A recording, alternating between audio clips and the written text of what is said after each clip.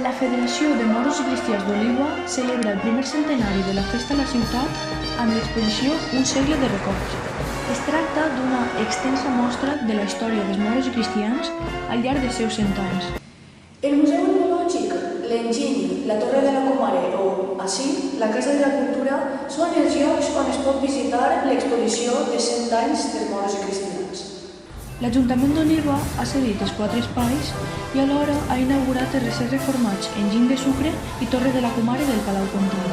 La sala d'exposicions de l'Enginy ha rebut el nom del poeta olivà Francisco Brines. Ha sigut una bona ocasió també per tal de conèixer la finalització de dos projectes, de dos primeres fases, la primera fase de recuperació de l'Enginy i la primera fase també de recuperació del Palau, de les restes del Palau. L'exposició dels moros i cristians dona importància a la música, la vestimenta, el material fotogràfic i gràfic i altres elements propis de la festa com són les banderes de les comparses, les espases o els trabucs. La desapareguda comparsa Caníbals també és molt recordada en l'exposició històrica. Els diferents espais d'Oliva rebran la mostra fins el proper 31 de maig.